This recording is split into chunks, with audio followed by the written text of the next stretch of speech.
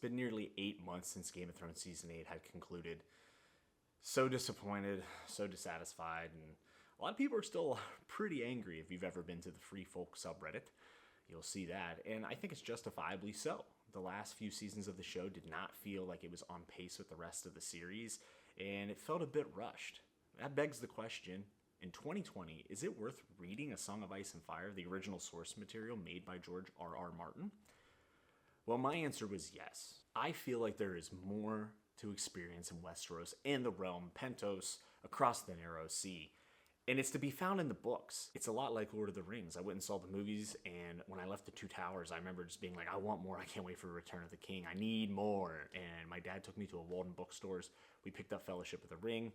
Way over my head. I was like 10, like I said, 10 or 11 years old, and I didn't really understand what was going on, but it was cool to know that that universe still existed in another fashion, that being in the books, the original material.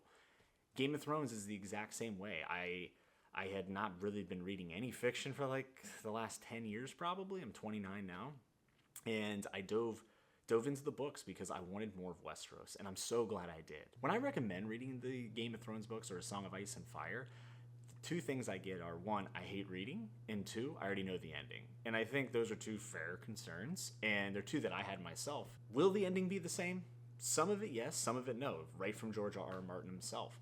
So how do we get to those points, and what points are going to be different? I think there's still a lot of mystique, and there's a lot of value in reading the books and seeing how this project is going to complete. If George ever completes the books. I think Winds of Winter is coming sooner rather than later. I'm a sweet summer child, as people on Reddit have told me. But I'm hopeful, and I like to think that this work will be done. And when it is, I think it's going to be masterful to see how all these strings tie together at the end, and how all these branches come back and weave together and conclude this amazing story that we've all fallen in love with through the TV show. I would venture to say the books are even better. I think the Red Wedding depicted in the books is so intense of a read. My heart was pounding when I read it. I haven't had a book do that for me in years, maybe not ever.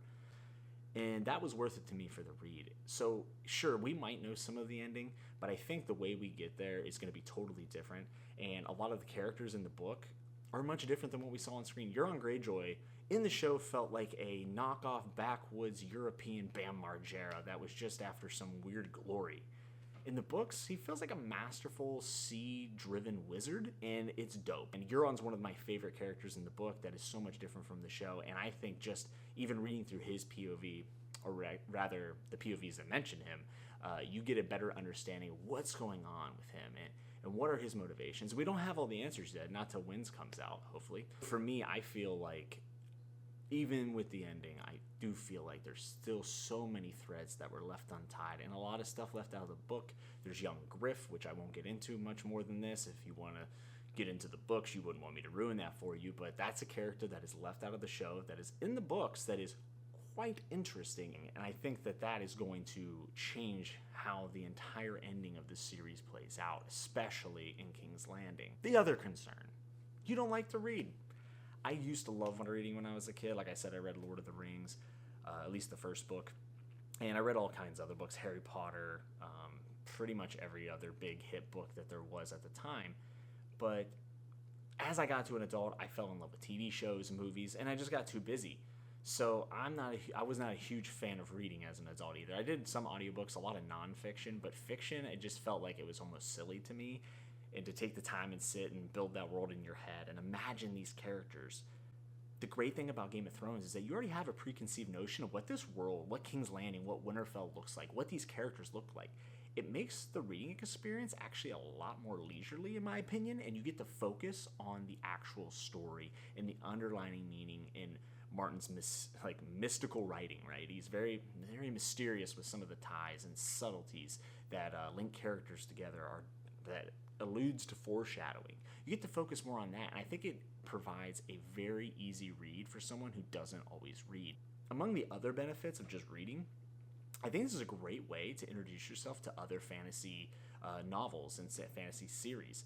If it wasn't for A Song of Ice and Fire, reading through that entire thing and The Night of the Seven Kingdoms, I wouldn't have fallen in love with reading again.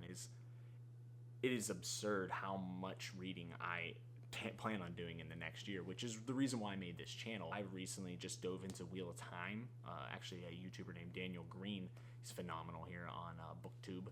He has really motivated me to get to the Wheel of Time, and I am so glad I picked it up, because for me, it's just wow.